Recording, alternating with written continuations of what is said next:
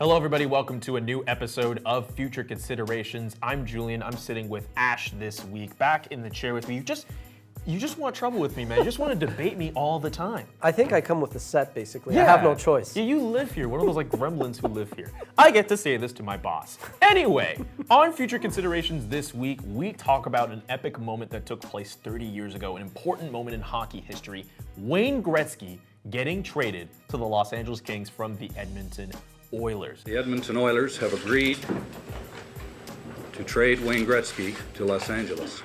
Don't let anyone ever tell you you can't get traded, Ash, because it happened to the greatest hockey player of all time. At his peak. At his peak, absolutely. So we have different topics we want to discuss here. What would have happened if Wayne Gretzky wasn't traded? Can't get enough sports in your life? And be sure to head over to Mojo Travels to see some great ways to satisfy both your soccer and travel obsessions with our list of the top 10 cities football fanatics need to visit. Click the link below. So for this week's episode, and with the help of our fancy hourglass here, we are going to debate what would have happened if Wayne Gretzky was not traded to the Los Angeles Kings. Let's start off with this first topic here. Away we go. How many Stanley Cups does Wayne Gretzky win? More, you mean, in addition to the 4? I think they win 2 more, in my opinion. I think that 89 Flames team was pretty awesome. Mike Vernon, Joe Nieuwendyk, many others. But I see a Gretzky-led Oilers team knocking off that Flames team.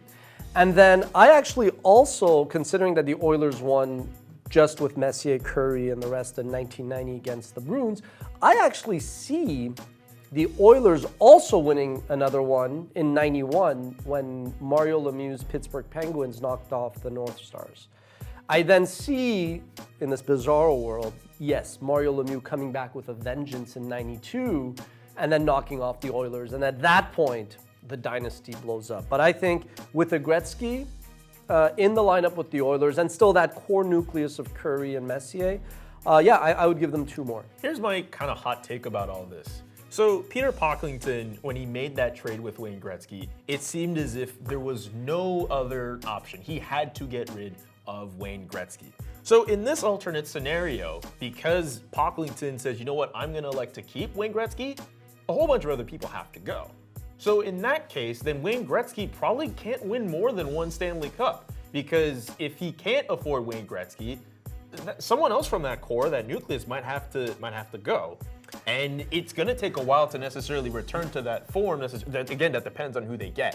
But I don't see Wayne Gretzky and the Oilers being as dominant if they start cutting into like a Mark Messier being gone and a Jari Kurri and a bunch of other players.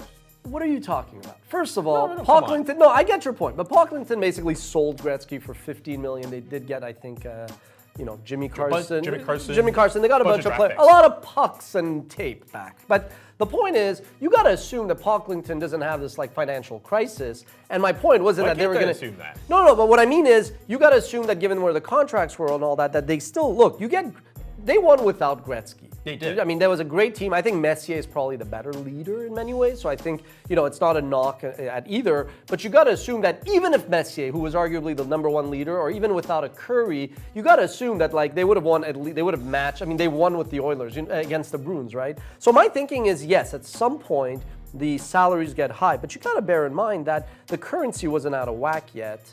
It was still almost Canadian-U.S. currency was almost at par. So I personally think that, yes, eventually other players had to leave, but not necessarily in 88, 89. Well, some of them would already started leaving, right? Like Paul Coffey and like Andy Mogra had already left by that point. But I still think that you have Wayne Gretzky, who's going to give you 200 points practically. Oh, of course. Yeah, they would have been fine. Of course, fine. 2 more. Let's go to point number 2. What would the future legacy of hockey be in California? No, there isn't necessarily the greatest number of players from California, but there were still a number of people who watched Wayne Gretzky play in LA who said, I'm kind of interested in hockey. There's probably good reason to believe that some of those players right now, just coming off the top of my head here, Jason Zucker, Rocco Grimaldi. There's a few other kind of bit names who have come up and played. There was a first-round pick from California in the 2000s as well. the hockey culture that's there in LA, and even spreading out into California like Anaheim and San Jose, nowhere near as big without Wayne Gretzky. I think you're right on that point. Austin Matthews, Arizona boy, you got to argue that if the Coyotes are not there, Austin Matthews is not a hockey player. He's playing some other sport, football, baseball, je ne sais quoi.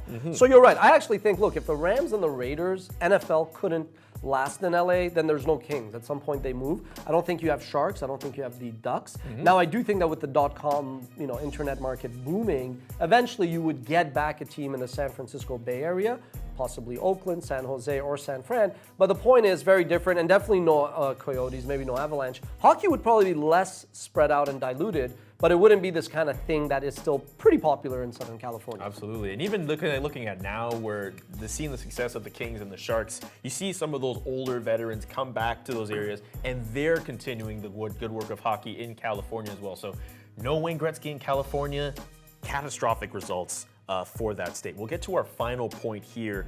What if Wayne Gretzky was traded elsewhere, like Detroit? A couple years ago, it was revealed that Wayne Gretzky's dad convinced him to go to LA. But Detroit was one of the teams that was also rumored to be in on it. But why Detroit? I could actually see in that era where the currency was 1.1, maybe the Leafs, maybe even the Canucks. In fact, why not the Rangers? Could you imagine that? If Broadway and the stars of Madison Avenue attract Wayne Gretzky and maybe Messier stays for even, instead of Messier eventually going to the Rangers, I see that happening. What about if he goes to Detroit and Steve Yzerman and maybe some other draft picks and other players go in exchange? Maybe you don't have the dominant years of the 90s that the Detroit Red Wings had, and then even by extension leading into the 2000s as well. Then again, you do have Wayne Gretzky. You have the greatest player of all time, so it could be different. That being said, the makeup of the 90s Red Wings looks tremendously different, and Steve Yzerman ends up being a significant captain, or could be in Edmonton, or maybe he gets fed up and goes somewhere else. I don't know. I really don't know. I know time's up. I will say this, that now we're going into totally what-if territory, but if Yzerman were to have gone, instead of a Jimmy Carson, to the Oilers, then forget that one extra Stanley Cup with Messier against the Bruins. Conceivably, that dynasty continues and could be even more dominating for years to come. So yeah, basically, but then the Wings' success would have come instead of the late 90s and early 2000s earlier on. Ash, I let you get the last word. Our time is up here. Wayne Gretzky, the great one, has become the greatest of them all. Ash, I can't thank you enough for being on this week's episode. What would you like to see us debate on future considerations? Put your suggestions in the comments below this video. For Ash, my name is Julian McKenzie. Thank you so much for tuning into this week's episode. We'll see you all next time.